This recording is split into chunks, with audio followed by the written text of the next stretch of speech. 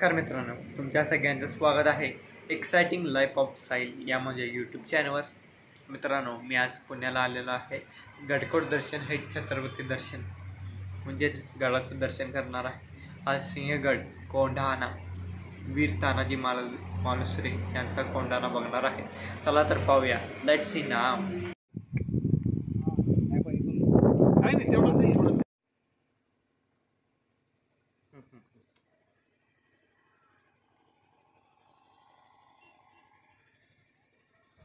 उभा पण करा एक. वेगवेगळा करा देऊ.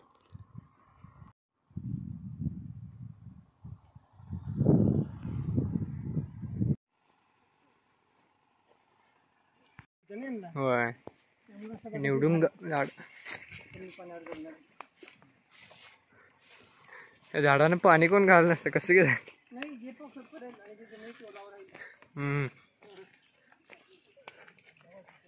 आम्ही आता दुसऱ्या वाटेने जात आहे. आमची टीम वरच्या वाटेने गेलेली आहे. आम्ही इथून डायरेक्ट जॉईनला होणार आहे. गोव्यात नाही गेले.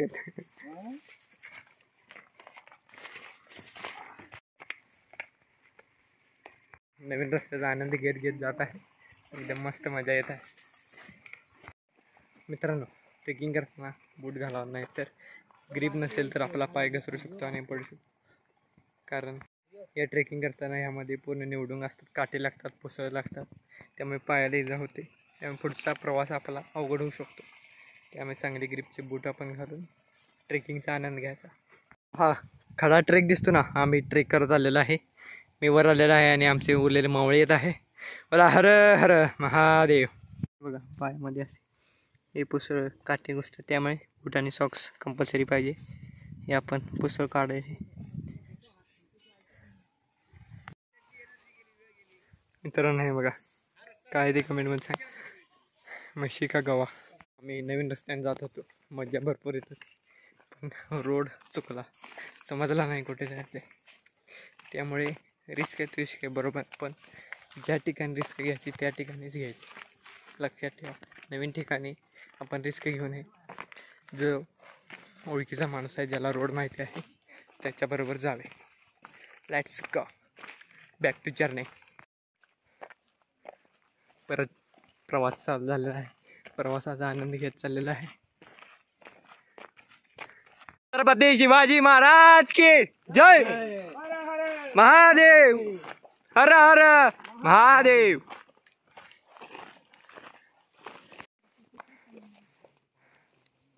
मित्रांनो, हा पहा, हा किल्ला दिसत आहे. इथे जायचं आहे. हर हर महादेव. चला. हा नवीन मित्र संतोष. नमस्कार. हा सिंहगडचा ट्रेक जो नेहमीच्या रस्त्याने नाही आहे. हा कल्याण गावातून मागच्या बाजूने ट्रेक जातो, जो सोपा आहे चढायला. दगडी मार्ग आहे आणि सरळ वरपर्यंत जातो. हा आम्ही साहिलसोबत पूर्ण करत आहोत. नवीन रस्त्याने आपण गेलो तर त्याचा काय अनुभव तुमचा? छान अनुभव आहे. फक्त शक्यतो नेहमीचे रस्तेच वापरावेत. नवीन रस्ते शोधायच्या प्रयत्नात संकट जास्त येतात, कुसळ घुसतं. त्यामुळे तसं फॉलो करू नये. शॉर्टकट नाही, शक्यतो टाळावेत. शॉर्टकट टाळावेत. जो नेहमीचा कन्व्हेन्शनल मार्ग आहे तोच वापरावा. निसर्गाला फॉलो करायचं. निसर्गाचं जसं पाणी पडतं तो रस्ता तयार होतो, आपण तोच रस्ता वापरायचा. चला. सह्याद्रीचा कडा, श्वास रोखून कडा, सगळ्या पर्वतरांगा. सह्याद्री बघा किती मस्त दिसत आहे. गार मस्त वारा येत आहे. मित्रांनो, हा बघा, हा सिंहगडचा पायथा आहे. इकडे गाड्याची पार्किंग होती आणि किल्ला चढला जात. आता आम्ही या साईडला आहे. ते समोर किल्ला. इथे जायचे. हा ते आहे. इथून समोरून गेल्यानंतर किल्ला येणार. कारवी झाड.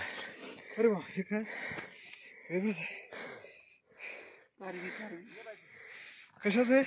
कारवी झाड.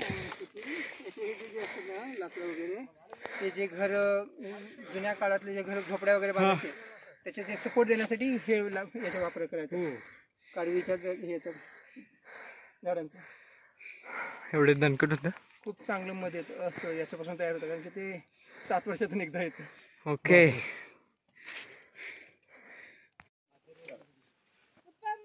पताके बांधलेले आहेत रोड करण्यासाठी. खूप जास्त पताके आहेत. भरपूर पताके आहेत. गडाजवळ आलेला आहे. हा पहा वर दिसते तो गड. थोड्याच वेळात गडावर जाणार आहे. गडा बघा.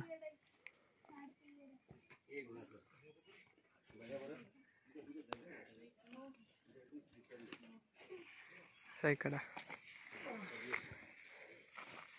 हे सगळे कडलोट पडलेले आहेत बुरुज.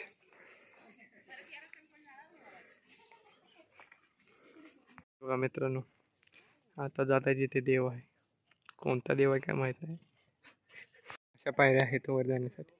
आणि हा सिंहगड, कल्याण दरवाजा, कल्याण बोस. मित्रांनो बघा, हा डोंगर आहे, इथून आले हा रोड दिसते. इथून आम्ही सुरुवात केली होती ट्रेकिंगला. आणि असा चढत चढत हा डोंगर, पहिला टप्पा, दुसरा टप्पा, तिसरा टप्पा. आम्ही तिसऱ्या टप्प्यामध्ये चुकलो होतो, तरी परत आलो. चौथा टप्पा आणि 5व्या टप्प्यामध्ये आता आलेला आहे. आणि 0 स्पीड असेल तर वर होलेत बघा, त्याच्यातून बाण मारता येतात. खालच्याला वर नेम धरायला जागा नाही, पण वरचा असा भिंतीला लागूनच आहे. He can easily. त्यासाठी असं जास्त सैनिकांना उभं राहायला जागा आणि शत्रूला जास्त वेळ इथं थांबायला लागेल. पुढे होता तो. आणि लढणं त्याच्यामुळे अशक्य होते की तुमची 70-80% फौज तर दरवाज्यातच मारली जाते, मग तुम्ही लढणार तर बरोबर. तर हा तो दरवाजा जिथून सूर्याजी मालुसरे वर आले, बॅकअपची फौज घेऊन. आता तानाजी मालुसरे कुठून वर आले ती जागा पण आपण बघूया. दिस इज कल्याण दरवाजा. कल्याण दरवाजा. ओके. एवढं वर येऊन लढणं म्हणजे कल्याण दरवाजा. गजानन लक्ष्मी म्हणायचं. हा म्हणजे किल्ला ज्याच्या ताब्यात तो शाश्वत श्रीमंत. म्हणजे he is always rich. As long as fort is in his capture, he is rich. ते गजानन लक्ष्मी. इकडे एक शिल्प आहे बघा, दोन्ही साईडला असतं खरं. त्याला वाघाचं सारखं चिन्ह पण दिसतंय. बघा त्याला खाली पाय येतं आणि गरुडासारखं त्याचं तोंड आहे. बरोबर. वाघ जो सिंह, तर बॉडी त्याची आहे आणि तोंड गरुडाचं आहे. म्हणजे जमीन असो आकाश असो, अजिंक्य योद्धा याचं ते शरद शिल्प म्हणून. शरद शिल्प. ओके. हा बघा. इथून येतोय की सेकंड प्रोटेक्शन म्हणून हा दरवाजा असतो. आणखी सैनिक उभे राहतील अशी सगळी व्यवस्था असतात. ओके. आता इथे तुम्हाला बसायची जागा दिसतात, तर हे चौकीदार पायरेकडे यांनी बसून हजेरी घेणं, कोण आलाय त्याचा परवाना तपासणं, दरवाजा उघडायचे की नाही निर्णय घेणं, त्याला देवरी म्हणतात. म्हणजे डोअर कीपर त्याची जबाबदारी आलेला माणूस परवाना आहे नाही ते बघणे. आणि हा मोठा दरवाजा कायम बंद असतो. खाली एक छोटा दरवाजा असतो, त्याला दिंडी दरवाजा म्हणतात. दिंडी मीन्स स्मॉल गेट. ओके. जसं बिल्डिंगला त्याचे 2 गेट असतात, तर आपण गाडी यायचा रस्ता दरवाजा पण ठेवतो आणि फक्त माणूस यायचा रस्ता ठेवतो, लाईक दॅट. ओके. जर तुम्ही मोठा दरवाजा ओपन ठेवला तर लोक मोठ्या संख्येने येऊ शकतात. मोठा दरवाजा असेल एका वेळी 2 माणसं जरी भाला घेऊन नुसती उभी राहिली तरी ती ब्लॉक करता येईल. बरोबर. म्हणून तो दरवाजा काय बंद असतो. विशेष प्रसंगी महाराज येणार असतील किंवा सैन्य अख्खी तुकडी येणार असेल त्यावेळी तो उघडला जातो. आणि त्याला जे 2 होलेत बघा, तर दरवाजा बंद केल्यानंतर एक असं सागवानाचं झाड लागतो, आर पार तिथे जोडलं जातं आणि वर असे चेन असतात, क्रॉस इकडे जोडले जातात. म्हणजे किती पेशानं दरवाजा तोडायचा प्रयत्न केला तरी तो सुटत नाही. आता इथे प्रश्न हत्तीचा नाही आहे, कारण घोडा ज्याला जागा हे त्यातलं सगळ्यात मोठं वैशिष्ट्य आहे. ओके. सिंहगड या किल्ल्याचं पूर्वीचं नाव कोंढाणा. या किल्ल्याच्या पायथ्याला, किल्ला हा खरं तर फारसी शब्द आहे, मराठी शब्द नाही आहे. ओके. गड हा मराठी शब्द आहे किंवा संस्कृत शब्द आहे, किंवा दुर्ग हा सुद्धा संस्कृत शब्द आहे. तर पूर्वीचं नाव ह्याचं कोंढाणा. खाली एक कोंढणपूर म्हणून एक गाव आहे, त्या कोंढणपूर गावापाशी असलेला किल्ला म्हणून हा कोंढाणा किल्ला. ओके. शिवाजी महाराजांच्याही पूर्वीपासून हा किल्ला किंवा हा गड अस्तित्वात होता. बरेचसे गड हे शिवाजी महाराजांनी दुरुस्त केलेले आहेत. काही गड नवीन त्यांनी बांधलेले आहेत. उदाहरणार्थ पन्हाळा किल्ला हा पूर्वीपासून आहे, म्हणजे 14व्या शतकापासून आहे. शिलार राजा, भोज राजा वगैरे त्या काळापासून आहे. पण पन्हाळ्याच्या समोर जो पावनगड आहे तो स्वतः शिवाजी महाराजांनी बांधलेला आहे. जसं प्रतापगड शिवाजी महाराजांनी बांधलेला आहे, रायगड पूर्वी होता, एक छोट्या प्रमाणात होता, त्याला अभेद्य करण्याचं काम करून मग तिथे राजधानी शिवाजी महाराजांनी बनवली. म्हणजे 2 in 1 झालं. पूर्वी पण रायगड होता, त्याचं नाव रायरी होतं, मग त्याचं झालं रायगड. राजगड हा सुद्धा पूर्वी होता, त्याला पण शिवाजी महाराजांनी जागोजागी तट बुरुज शेले चढवून ओके तो तयार केलेला आहे. गडामध्ये 2 प्रकार असतात. एक, आता हा जो आपण सिंहगड किल्ला बघतोय याला वर आल्यानंतर सपाट आहे सगळं, याला म्हणायचं एक सिंगल गड. पण जर तुम्ही प्रतापगडावर गेले तर त्या गडावर गेल्यावर आणखी एक गड लागतो. राजगडावर गेल्यावर तुम्हाला पद्मावती, सुवेळा, संजीवनी ह्या माचेच्या वर गेल्यावर बाले किल्ला लागतो. रायगडला सुद्धा वर गेल्यानंतर शिवाजी महाराज जिथं सदरेवर बसायचे त्याला बाले किल्ला म्हणतात. बाले किल्ला हा फारसी शब्द आहे. बाला ई किल्ला, इति बाली किल्ला, म्हणजे किल्ल्याच्या आत असणारा सर्वात उंच किल्ला, त्याला म्हणतात बाले किल्ला. सिंहगडाला बाले किल्ला नाही, तरी सुद्धा सिंहगड हा अजिंक्य आहे. त्याची कारणं काय आहेत तर आजूबाजूला तोफ लावण्यासाठी जागा नाही.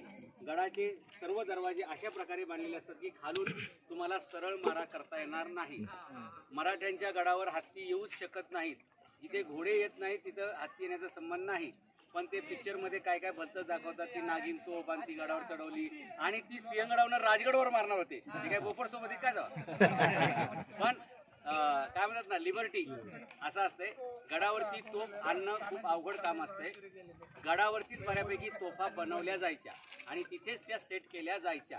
कारण त्याला जे कास्टिंग असतं की नाही, त्या कास्टिंगचे इथंच छोटंसं युनिट बनवलं जायचं, तिथेच ती बनवायची आणि ती तोफ तिथे वर ठेवली जायची. आपल्याला असा प्रश्न पडतो की हे एवढं सगळं बांधकाम करायला जे दगड लागतात ते खालून आणले असतील, ते कसे आणले असतील? किती मुलांना असा प्रश्न पडलाय? खालून दगड आणले असतील का? काय केलं असेल? काय जागोजागी छत्रपती शिवाजी महाराज खालून दगड आणणं हे कॉस्टिंग दृष्ट्या, उचलून आणण्याच्या दृष्टिकोनातून हे शक्य नाही किंवा अत्यंत अवघड आहे. ज्या ठिकाणी तुम्हाला बांधकाम दिसतंय त्या ठिकाणी आपण तसं उभं राहू शकत नाही. त्या ठिकाणी उभं राहून मावळ्यांनी ते पाया घेतलेला आहे, त्याच्यावरती ते बांधकाम केलेलं आहे. जे सुरुवातीचे दगड असतात त्याच्यावरती सिमेंटची काही जास्त गरज पडत नाही. ते दगडात दगड खोचून बसवलेले असतात, त्याला खाचा म्हणतात. ओके, आणि म्हणून तुम्हाला ही जी आता तटबंदी सुरक्षित दिसते ती सिमेंट शिवाय म्हणून आहे. आज जर ते PWDला काम दिलं असतं तर सिंहगड किल्ला दर 3 वर्षाला 2 वर्षाला रिपेअर करावा लागला असता. एक दगड शिल्लक राहिलेला दिसला नसता. सगळे पुढाऱ्यांची थोबाडा तिथे दिसली असती. ओके, किल्ल्यांचं बांधकाम अजस्त्र असलं तरी ते अजिंक्य असण्याचं कारण की त्याच्या बांधकामाच्या पद्धतीत त्याला इंटरलॉकिंग सिस्टम आहे. आता हा दरवाजा आहे, असे दरवाजे शेकडो वर्षापासून नव्हे तर हजार वर्षापासून ऊन वारा पाऊस झेलतायत, पण ते पडत नाहीत कारण त्याला इंटरलॉकिंग सिस्टम आहे. शिवाजी महाराजांच्या काळामध्ये जिथं सिमेंट लागायचं ते सिमेंट नसायचं. हे सिमेंट आत्ता आपल्याकडे आले दगडाची पावडर, त्याला म्हणतात सिमेंट. त्याच्यात पण मोठा भ्रष्टाचार आहे. डुप्लिकेट त्याचे दगड येतात. ॲक्च्युअल दगड त्याचं सिमेंट वेगळं आणि हे वेगळं आहे. शिवाजी महाराजांच्या काळात बांधकाम करताना तुमच्या घरात गुळ असतो का? कोल्हापूरवाल्याकडे गुळ, मेथी, उडीद, ओके, तुमच्याकडे आंबाडी नावाची वनस्पती असते का? ती, ताक, ओके, अशा सगळ्या गोष्टी एका विशिष्ट प्रमाणामध्ये एकत्र करून त्याचं मिश्रण केलं जायचं. ते मिश्रण एवढं चांगलं बनतं की दगड फुटतो पण ते मिश्रण तुटत नाही. एवढं कॉम्बिनेशन स्ट्रॉंग असतं. म्हणून सुद्धा तटबंद्या अजून आपल्याला पाहायला मिळतात. आता आपण हे किल्ल्यांचं पाहिल्यानंतर सिंहगड किल्ल्याबद्दल माहिती आपल्याला अशी पाहिजे की पुरंदरच्या तहानुसार सिंहगड किल्ला हा मिर्झा जयसिंग मोगलांकडे गेलेला आहे. आणि जिजाऊंचं असं म्हणणं आहे की राजगडावर हा किल्ला दिसतो बरं का, इथून राजगड दिसतो, आता दिसणार नाही. त्याची 2 कारणं आहेत. आपले डोळे अंधुक झालेत आणि प्रदूषण वाढलेले, दोन्ही बाजूने आपण आणले आहोत. नाहीतर पूर्वी इकडून इकडे किल्ला दिसायचा आणि इकडूनचा तिकडे साधारण 20-22 किलोमीटरचं अंतर आहे. तर जिजाऊ तिथे बाले किल्ल्या ज्या ठिकाणी बसायच्या तिथून हा सिंहगड किल्ला स्पष्ट दिसायचा आणि त्याच्यावरचा झेंडा दिसायचा. आणि जिजाऊ साहेबांचं हे म्हणणं असायचं की आपला भगवा झेंडा परत इथं लागला पाहिजे. हा स्वराज्यातला महत्त्वाचा किल्ला आहे, तो परत आपल्या ताब्यात पाहिजे. कारण काय, किल्ला खूप महत्त्वाचा आहे, नंबर 1. नंबर 2, शिवाजी महाराजांनी स्वराज्याचं काम सुरू केल्यानंतर जसं शहाजीराजांना आदिलशहानी तिकडं कैद केलं होतं तसं जिजाऊंना सुद्धा इकडं कैद केलं होतं. आणि 6 महिने जिजाऊंना या सिंहगड किल्ला गडावरती कैद ठेवलं होतं. त्यामुळे जिजाऊंच्या मनामध्ये ती मोठी सल होती. आणि हे सगळं ते खाजगीत बोलत असताना तानाजी मालुसरेंची एंट्री झाली. त्याचं कारण ते आपल्या मुलाच्या लग्नाची पत्रिका द्यायला आलते. याच्यात 2 प्रश्न उभे राहतात सर, की राजा आणि राजाची आई एकांतामध्ये काय बोलताना तानाजी मालुसरे डायरेक्ट एंट्री कशी घेऊ शकतात. याचा अर्थ असा स्पष्ट की Tanaji Malusare is very close to them. ज्यावेळी माणसाला दरवाजा वाजून आत जायची वेळ येत नाही याचा अर्थ तो माणूस जवळचा आहे. ओके, त्यानुसार तानाजी मालुसरे यांच्याकडे त्या काळातली हुजरा ही पदवी आहे. हुजरा याचा अरबीमध्ये फारसीमध्ये अर्थ असा होतो की ज्याला राजाच्या जनानखान्यापर्यंत किंवा राजाच्या किचनपर्यंत डायरेक्ट जाण्यासाठीची परवानगी आहे. नाहीतर शिवाजी महाराजांना असं दरवाजा वाजवला असता, तानाजी मालुसरे आले तर वर्दी दिली असती, त्यांनी विषय कट केला असता. पण तानाजी मालुसरे आले पण विषय चालूच होता, कारण त्याला डायरेक्ट एंट्री होती आणि अत्यंत जवळचा माणूस. आणि सुभेदार ही सुद्धा पदवी आहे त्यांच्याकडे. जसं आता एखाद्या मंत्र्याकडे 2-3 कारभार असतात, तसं तानाजी मालुसरेकडे 2-3 जबाबदाऱ्या होत्या. ते म्हणले तुमचं हे काय चाललंय चर्चा, ते जिजाऊ साहेब म्हणतात की असं कोंडाणा आपल्याला पाहिजे वगैरे. तर तानाजी मालुसरे म्हणले मग आम्ही असताना तुम्ही कशाला काळजी करताय. त्यांनी ती मोहीम घेतली. शिवाजी महाराज म्हणले ठीक आहे, हे स्वराज्याचं काम चालणार आहे, तुम्ही कशासाठी आले ते सांगा. ते म्हणले माझ्या मुलाच्या लग्नाची पत्रिका द्यायला आलेलो आहे, तर मग त्या पत्रिका आम्ही लग्नाला येऊ असं शिवाजी महाराजांनी सांगून तो विषय संपवला. पण यांनी सांगितले नाही, की तुमचे जे काही विषय चालला होता तो विषय पूर्ण करायला पाहिजे. मी माझ्या मुलाचं लग्न मागे ठेवतो आणि सिंहगडाचं काम पहिले हातात घेतो. आणि ते आले. ज्या ठिकाणून ते वर आले, डोंजे गावापाशी एक कडा आहे, त्याचं नाव डोंजे कडा. तिथून सगळी फौज शिड्या लावून वर आलेली आहे. त्याला माळा लावणे सुद्धा म्हणतात. जर सरळ बांबूची शिडी लावली तर त्याला शिडी म्हणतात, आणि रस्सी खाली टाकली त्याला माळा लावणे म्हणतात. ओके, तर मराठी त्या काळामध्ये माळा लावून वर आलेले आहेत. ओके, आणि रात्रीच्या वेळी एखादा सैनिक वर आला की तो खाली रस्सी टाकतो, आणि रस्सी टाकल्यानंतर बाकीचे सैनिक माळा लावून वर येतात पटापट पटापट. परंतु एवढ्या सगळं सैन्य वर एवढ्या कमी वेळात येणं शक्य नसते, म्हणून दरवाजामुळे उघडलं जाणं गरजेचं आहे. तर हा जो कल्याण दरवाजा आहे, हा दरवाजा एका तुकडीनं पुढे जाऊन उघडणं गरजेचं होतं. म्हणून डोंजेच्या कड्यावरून जसे काही निवडक मावळे वर आले, म्हणजे पहिली टीम ए किंवा प्लॅटून ए ते जसे वर आले, तसं त्यांनी इथले पारेकरी मोडीत काढत, म्हणजे ओके जागेवर झोपेत. रात्रीच्या वेळी अटॅक का करायचा की रात्री 2च्या नंतर पारेकरी पेंगलेले असतात आणि झोपलेले असतात, आणि त्यावेळी गार वारा असतो, छानपैकी झोप लागते बरं का 2च्या नंतर. मग झोपलेल्या माणसाला कशाला त्रास द्यायचा, असं मराठ्यांची एक रणनीती असायची. झोपलेल्याला जागा करायची नाही, त्याला कायमस्वरूपी झोप द्यायची, असं ते मराठी त्यांना वर पाठवायचे. असे वर आले पटापट, आणि एक तुकडी खाली गेली. दुर्दैवानं त्यावेळी तो दरवाजा उघडायला थोडीशी अडचण झाली, आणि त्याच्यामध्ये सगळा गाजावाजा झाला, आणि म्हणून उदयभानला सावध व्हायला जागा मिळाली. पण तेवढ्या काळामध्ये सुद्धा काही वेगवेगळे प्रयोग करून तो दरवाजा उघडला, आणि पाठची जी 300 मावळ्याची तुकडी होती ती आतमध्ये आली. दोन्ही बाजूनी तो हल्ला झाला, आणि या झटापटीच्या लढाईमध्ये तानाजी मालुसरे यांचं बलिदान झालेलं आहे. पण त्याच्यानंतर ज्यावेळी सैन्य पांगायला सुरुवात झाली, कारण अंधार आहे, लक्षात घ्या, कोण कुठे उड्या मारतं हे कळायला मार्ग नाही. पण एकंदरीत फौजेच्या हालचालीवरून असं कळतं मशालीतून की तानाजी मालुसरे पडल्यामुळे धीर सुटलेला आहे, मावळे पळत आहेत. तर सूर्याजी मालुसरे हा या प्रकरणातला सगळ्यात हुशार माणूस म्हणायला पाहिजे. जसं ह्या मावळ्यांना पळताना बघितलं तर त्यांनी सांगितलं, अरे पळून काय उपयोग आहे, तुम्ही ज्या माळा लावून वर आलते त्या माळा आम्ही पहिलेच खाली सोडून दिल्या किंवा त्या कापून टाकलेल्या आहेत. तर तुमच्यासाठी 2 पर्याय आहेत, मर्दासारखं लढून मारा, नाही तर कड्यावनं भागवायसारखं उडी मारून मारा. बरं का, अशा प्रसंगी हे सांगणं याला डेअरिंग लागते, आणि ऐकणारे पण हिंमतबाज लागतात.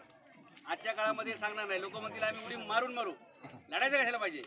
पण ह्या मावळ्यांनी निर्णय घेतला, ते पाठीमागे आले. म्हणजे पराभवाकडे चाललेला विजय खेचून आणला तो सूर्याजी मालुसरेंनी. आणि मग शेलार मामा जे आहेत त्यांनी सुद्धा त्यात पराक्रम केलेला आहे. आणि उदयभान आता त्याच्यामध्ये कसं आहे, तो समोर आलेला उदयभान राजपूत जे हे कसं काय ओळखायचं, हा प्रसंग आहे ना मोठा. की तुम्ही भलत्यालाच मारताल ना, आता एन्काउंटर मध्ये असंच करतात ना पोलीस, भलत्यालाच मारतात म्हणतात, आम्हाला वाटतं तो आरोपी आहे, बरोबर. तसं शिवाजी महाराजांच्या काळात नाही, कारण ज्यावेळी पुरंदरचा तह झाला त्यावेळी ओके, आणि इतर महत्वाच्या प्रसंगी तानाजी मालुसरे याला बघितलेले आहे, याला उदयभान राठोड म्हणतात. ओके, आणि बरोबर म्हणून त्याला तो टिपून तो मारलेला आहे. या प्रसंगात तानाजी मालुसरेला पण मोठी जखम झाली, आणि ते एकदम मरणाच्या दारात होते. काहींचं म्हणणं असं आहे की गडावरती त्यांची प्राणज्योत मालवली. पण इतिहासामध्ये दुसरा एक अँगल असा आहे की त्यांना जखम झाली वगैरे, किल्ला जिंकला. इथे वर गडावरती सर्वात उंच ठिकाणी गंज पेटवलीचे असे. आता गंज काय असते, गंज काय असते पुराणो, हे थांबा की, गंज कशाला म्हणतात, हा गवताला गंज म्हणतात का, थांबा तुमच्या भाषेत सांगतो. A hip of the grasses, a mountain of the grasses is called as गंज. हे ज्याला कळत नसेल त्या मुलांच्या बुद्धीला गंज लागलेला आहे, कारण त्यांच्या पालकांनाच गंज लागलेला आहे. लक्षात, गडावरती गवत कशाला पाहिजे असा प्रश्न पडेल ना तुम्हाला. सगळे गवत कशाला पाहिजे, घोड्यांना चरायला पाहिजे. उत्तर चूक, सिग्नल द्यायला. गडावरती घोडे नसतात. ओके, बऱ्याच लोकांना वाटतं गडावरती घोडे फिरतात, ते काही पर्यटन जागा आहे का?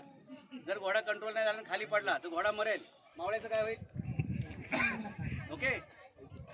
तर त्या काळात 22 किलोमीटरवरती हा किल्ला जिंकला हे शिवाजी महाराजांना लगेच व्हॉट्सअपवरती मेसेज गेला पाहिजे, इंस्टाग्रामला लगेच रील गेलं पाहिजे की yes we have won it, आपण कॉन्कर केलेला आहे हे कळावं. किती सेकंदात? हार्डली 3 ते 4 सेकंदात. आता विज्ञानाचे शिक्षक कोण आहे तुमच्यासोबत? कोण आहे विज्ञानाचे शिक्षक? What is the speed of the light per second?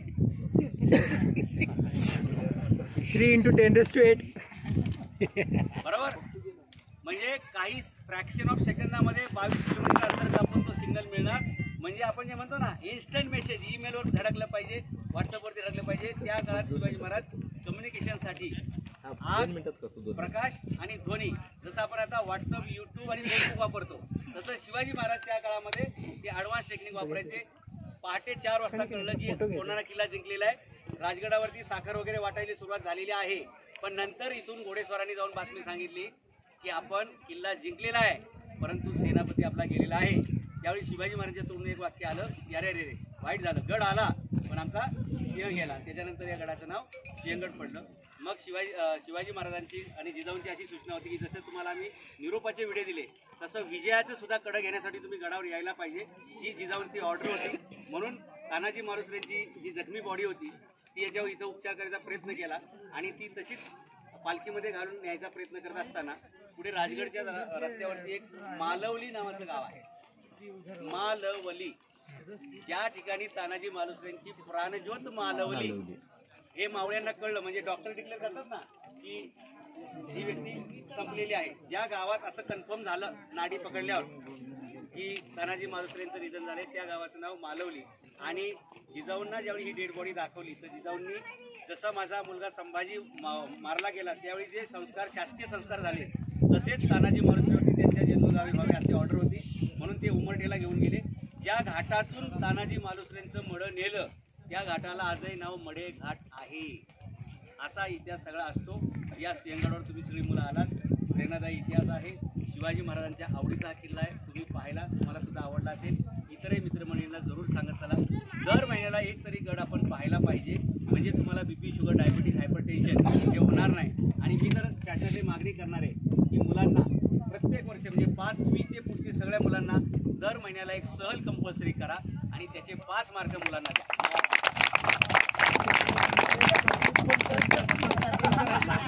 प्रत्येक सहलीचे 5 मार्क म्हणजे मोठी अडचण आहे. हा नाही, 50 मार्क त्यांना फक्त गडावर फिरण्याचे, त्याच्यातून त्याची फिजिकल फिटनेस होईल, मेंटल फिटनेस राहील. पोरं डिप्रेशनमध्ये जात आहेत, आत्महत्येचे विचार येत आहेत, ते सगळे बाजूला होतील. पैशांची काही जास्त काळजी करू नका. कोल्हापुरातच 5-25 किल्ले आहेत, पुण्यामध्ये 29 किल्ले आहेत, नाशिकमध्ये 32 किल्ले आहेत. म्हणजे आपापल्या जिल्ह्यातील किल्ले जरी पाहिजे असं शासनाने ऑर्डर काढली तरी सुद्धा ह्या मुलांना सगळे गड किल्ले बघता येतील. जमल्यास आपण उपोषण पण करू, आंदोलन पण करू. कारण ह्या पुढच्या पिढीने जर गड बघितले नाहीत तर ते आयुष्यात कोणताही गड सर करू शकणार नाही. मग त्यांचा गैरसमज होईल, कलिंगड हाच गड असतो. तर तो होऊ नये यासाठी या मुलांनी सहलीला आलं पाहिजे. ज्या शिक्षकांनी ह्या मुलांना घेऊन आले त्यांचं सगळ्यांचं अभिनंदन. आमच्यासोबत एवढे मावळे आले त्या सगळ्यांचं स्वागत. आणि आम्ही सुद्धा सर दर महिन्याला गडवारी नवीन गडावरी असा उपक्रम सुरू केला आहे. हे T-शर्ट तुम्हाला ते दिसत आहेत. सगळ्या मुलांना ही विनंती की आपल्या पालकांना आग्रह करा की सरांच्या बरोबर जमलं तर आपल्या पालकांबरोबर किंवा नातेवाईकांबरोबर एक तरी महिन्याला एक किल्ला बघितला पाहिजे, गड बघितला पाहिजे. किती लोकांची बघायची इच्छा आहे? थँक्यू. किल्ल्याचे ऑफिसर आहेत तेवढे, कारण आता समजा गाडी इकडे आपण पार्क केली तिकडून कसा येईल तो, मग जिकडून पण तो खाली घोड्यावर उतरेल तिकडून त्यांनी चालत वर यायचा रस्ता असतो, त्यांनी तिथून वर यायचा. माणूस आला तर शोधूच शकत नाही अशा ठिकाणी असतो. त्याच्यामुळे दॅट इज व्हेरी सिक्रेट. दरवाजा कुठे येते आपण बघू एखादा खाली गेलो ना तो तटामध्ये असा लपलेला असतोय. जो सहजासहजी भिंत कशाला पाहिजे, सलग करता येईल की नाही. बट सपोज हे पाणी कंटॅमिनेट झालं, हे वापरता आलं पाहिजे. किंवा इथे काय प्रॉब्लेम झाला तर हे वापरता आलं पाहिजे. जसं आपण 2 ठिकाणी अल्टरनेट असलं पाहिजे. आता हे आपल्याला दिसतंय ना, थोडस एकदम रफ मध्ये आहे, त्याला वरपर्यंत बांधकाम असतं इकडून. ओके, जेणेकरून त्याच्यामध्ये आंघोळ करायला बंदी असते बरं. त्याच्यात हे पिण्याचं पाणी आहे. लोक काय करतात, त्याच्यातच कपडे धुवायला जातात. आता आपण हे करतोय बरं का, आपल्या बिल्डिंगचं सगळं सॅवेजचं पाणी आपण जमिनीत मुरवतो, तिथंच बोर घालतो आणि त्या बोरचं पाणी वर घेतो आणि त्याच्यामुळे मग आपल्याला जे रोग होत आहेत, म्हणजे आपलं जे टॉयलेट बाथरूमचं पाणी आहे ते एका कंटेनरमध्ये कित्येक दिवस साठवणं, हेच तुमच्या कॅन्सरचं मूळ आहे.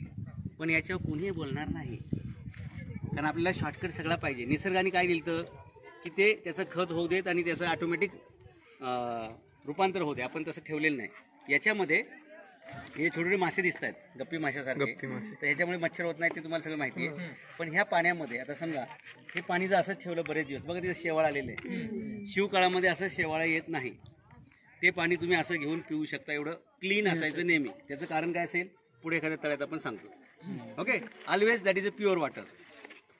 नाही आपलं ते तिकडे करायचं. हे निरगुडी जिथं असेल, तुळस जिथं असेल, आणि ती वैद्य वनस्पती आयुर्वेदात त्या जिथं असेल तिथं मच्छर होत नाही. Okay, number 1.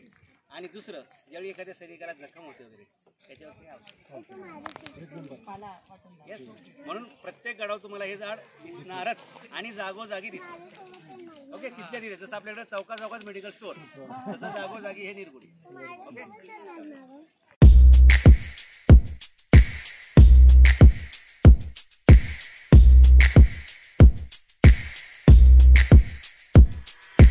पहा मी ड्रेस कोड सुद्धा घातलेला आहे. गडकोट दर्शन हेच छत्रपती दर्शन. चला तर करूया गडकोट दर्शन. त्या ट्रिपला सुरुवात होणार आहे. सगळी मंडळी जमलेली आहे, बस सुद्धा आलेली आहे. चला तर पाहूया. ही आमची बस आहे. या बसमधून आम्ही सिंहगडला जाणार आहे. कृष्णा वेज हॉटेलपासनं कृष्णा बसमधून कृष्णा टू कृष्णा. राधे कृष्णा, राधे राधे. मी आमचे नवीन मित्र चंद्र सर चाललेला आहे फिरायला. सर फिरा गेला का नाही पहिला कधी? गेलोय फिरला का नाही सिंहगडला गेलोय. अनेकदा कसं काय चाललंय मग? सरांबरोबर चाललंय आपल्याला, जाधव सरांबरोबर. ओके, चला पाहूया सिंहगड. मित्रांनो हे बघा खडकवास धरण.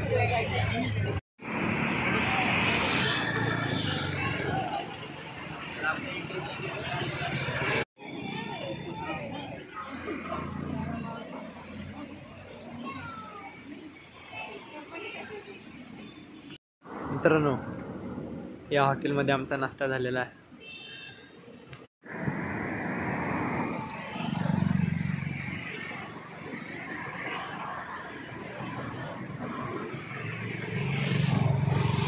निघाले.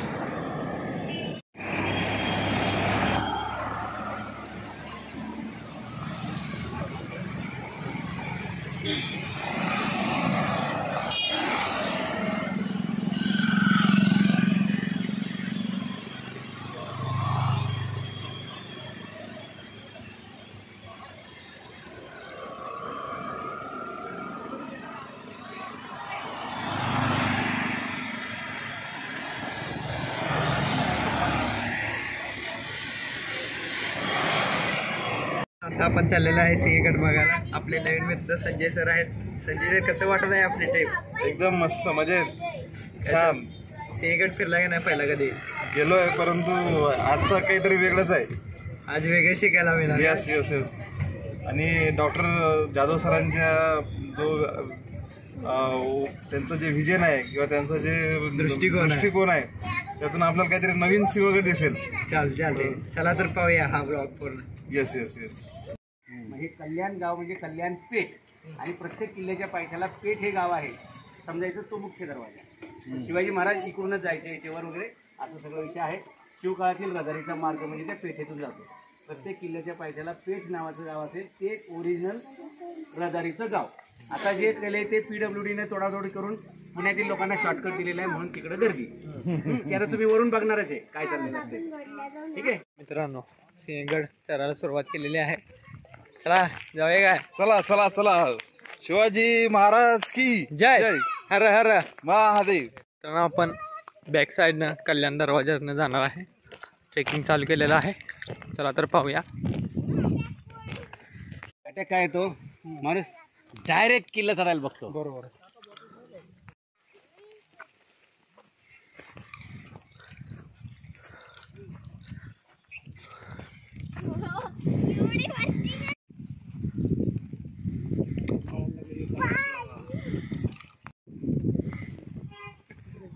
करवंदाचे झाड, काळी मैना.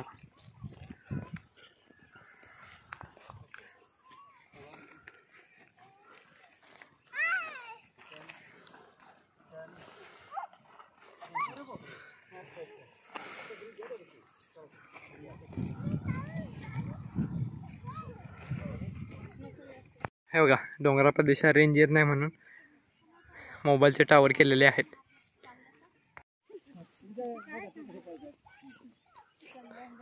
मित्रांनो हे बघा हे टावर दिसते, हा किल्ला आहे. तर जायचं आहे आपण चढून, इथनं असं चढून जायचं आहे. तिथे कल्याण दरवाजा आहे, तो आपल्याला व्हिडिओमध्ये दिसत नाही कारण किल्ल्याचा खालचा दरवाजा हा खालच्याला दिसला नाही पाहिजे, कारण तो जर दिसला तर खालून शत्रू तोफा लावतील, त्यामुळे तो दरवाजा दिसत नाही. जेव्हा कोंढाण किल्ला जिंकला गेला तेव्हा तानाजी मालुसरे आणि त्यांचे मावळे याच वाटेने गेले होते कल्याण दरवाजाला. हा पूर्ण वाट डोंगरामधून आहे. आता पाय वाटत शोधत आम्ही जात आहे. खूप मजा येत आहे मित्रांनो असं ट्रेकिंग करायला. गड बघते कारण गड बघितल्यासारखं वाटतंय, शरीराचा व्यायाम होतो, शरीराला ऑक्सिजन मिळतं, सर्व गोष्टी मिळतात. गडच्या वाटेने वाटचाल चालूच आहे.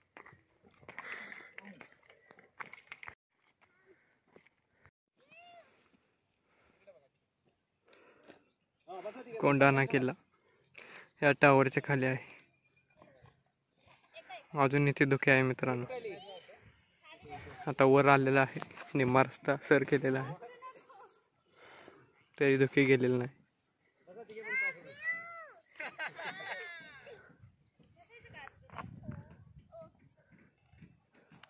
मावळे येत आहे, चढाई चालूच आहे.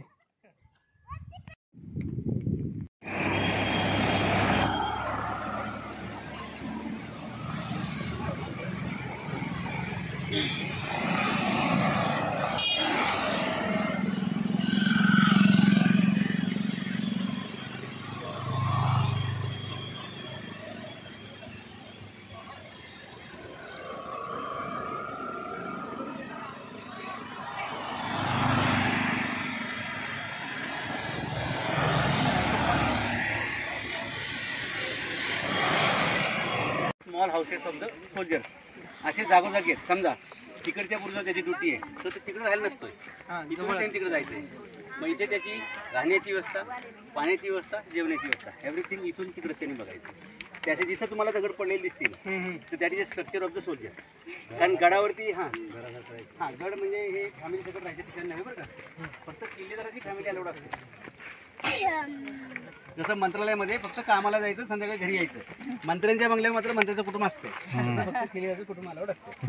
इकडे जायचं का टाके बघायचे पहिले, टाके बघायचे, दगड आहे त्याच्यामध्ये तो खांब टाकायला, मग त्याच्यावरती ते बांधकाम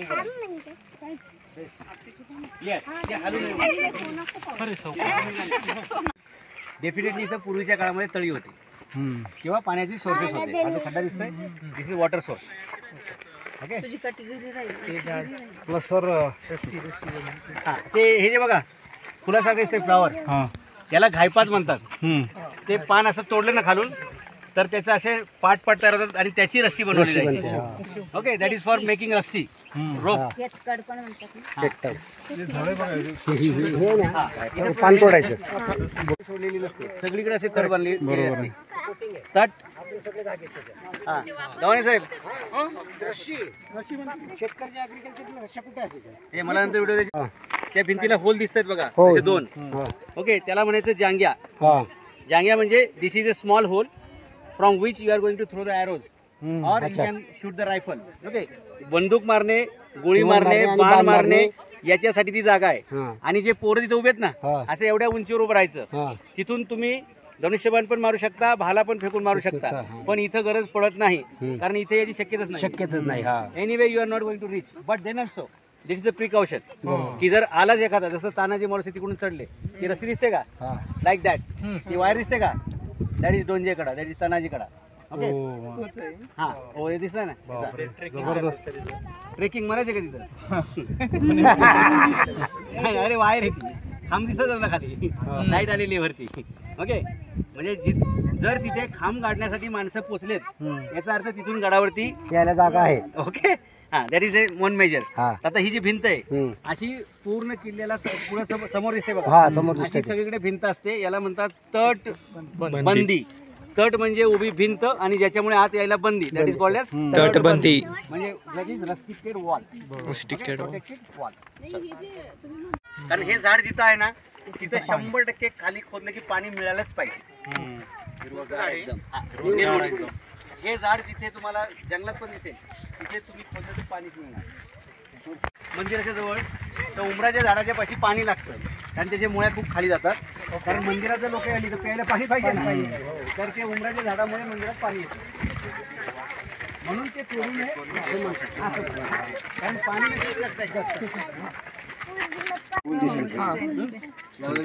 हे खडक दिसतंय तुम्हाला. या तटाला लागणाऱ्या सगळ्या दगडाचा जो भिंतीला लागलाय तो इथून गेलेला आहे. हे होल दिसत आहेत. हे जे होल आहेत हा दगड असा उंच असणार आहे अजून. तर काय करायचं त्याला छोटंसं होल पाडतात असं चिमणीने. त्याच्यामध्ये सागोराचं लाकूड टाकतात, वाळलेलं लाकूड टाकतात आणि त्याला रोज पाणी टाकतात. मग ते काय होतं 1-2-4 महिन्यामध्ये ते असं एक्सपांड होतं आणि एक्सपांड झालं की डायरेक्ट विटा कशी तयार होतात असे खडक खाट बाजूला होतात. मग ते फक्त वर घ्यायचे तिकडे लावायचे. दिस इज अ प्लेस. ओके. हे सिंहगड तुम्हाला बघायला मिळेल. हे सगळे होल दिसत आहेत ना, हे दगड कार्विंग साठीचे टेक्निक वापरली. कारण त्यावेळी JCB नव्हता किंवा ब्रेकर नव्हता, तर ते लाकडाने असं केलं जायचं. किती महिन्यात होतं ते डेव्हलप? 1 वर्षामध्ये तुम्हाला पाहिजे तेवढं दगड मिळतो. मग जिथून पाहिजे ना तिथं तुम्ही अशा खुट्या वेगवेगळ्या तयार करायच्या. आता तुम्हाला त्याचे मेजरमेंट पण दिसतात. दगड असे तुम्हाला जे उभे दिसतात ना पट्ट्या, ही पट्टी अशी आहे. बरोबर. ओके. खाली हा ओके. तुम्हाला इथं पण दिसतं बघा. हे बघा काढलेलं आहे वाटतं. बरोबर. आपण ते हे कसं जांबाद बेसॉल्ट खडक आहे एकदम हार्ड आहे, त्याच्यामुळे तो काढणं खूप अवघड काम आहे. म्हणून ते सागवानाचं लाकूड जे आहे ना एवढंसं दिसत असेल लाकूड वाळलेलं तर ते ओलं जरा असं फुगतं. आणि ह्याला पुरावा काय की लाकूड खडक फेडू शकतं. तुकाराम महाराजांचं गाभंग आहे, ओले मूळ भेदे खडकाचे अंग. जसं एखाद्याच्या विहिरीच्या तिथे जर एखादं झाड आलं तर ते सगळं भिंत पाडून टाकतं. हा तसंच आहे, दगड फोडण्यासाठी लाकडाचा उपयोग केला जायचा. हे आपण जर तसं लॉजिकली बघितलं तर पटणार नाही, पण दिस इज सायंटिफिक की सुक्या लाकडाला पाणी देऊन त्याला एक्सपांड केलं जायचं आणि त्यातून हे दगड बाहेर काढून मग हे इथे नेऊन त्याची तट लावले जायचे. आणि असे जागोजागी असणार बरं का. म्हणजे इथला दगड परत तिकडे न्यायचा नाही, तिकडे पण जिथं दगड भेटेल जागेवर तिथं हे करायचं. ट्रान्सपोर्ट मिनिमम हे तुम्हाला असे जागोजागी कॉस्टिंग लॉस आहे. ही ॲसेस ॲक्च्युअली भिंत असते, याची उंची 30 फुटाची असते म्हणजे 10 मीटर. कुठल्याही किल्ल्याला ॲव्हरेज 30 मीटर्सची भिंत असते, कारण 30 मीटर्स असं चढून येणं सोपं नाही आहे. ओके. आता तिथे खाली शिडी लावायची जागा आहे का? नाही. मग माणूस वर कसा येईल? मग तेवढे पुरेसं आहे.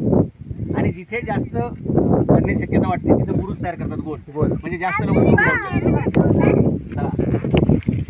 बाण मारण्यासाठी मी मारणार म्हटला. शत्रू आले तर त्यांना वरच्यावर बाणाने क्लास ठेवलेलं असते. पाऊस पडला पाणी जमायला लागले ते खाली. ओके. हां. आणि इथून बघा दिसतं खाली तुम्हाला किती लांबपर्यंत. काय वाटतं खालून वर येता येईल, पण तरी सुद्धा प्रिकॉशन घेतलेली आहे. येस ॲरो मारेंगे. तानाजी कडा.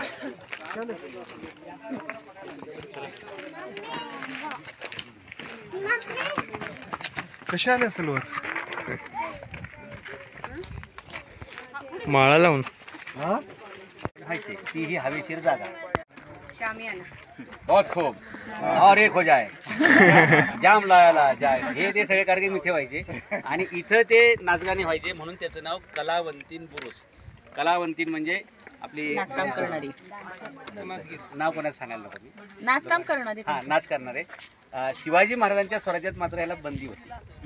म्हणून शिवाजी महाराजांचे किल्ले जे रात्री अपरात्री पडायचे नाहीत त्याला कारण की असल्या एंटरटेनमेंटच्या ॲक्टिव्हिटी बंद होते.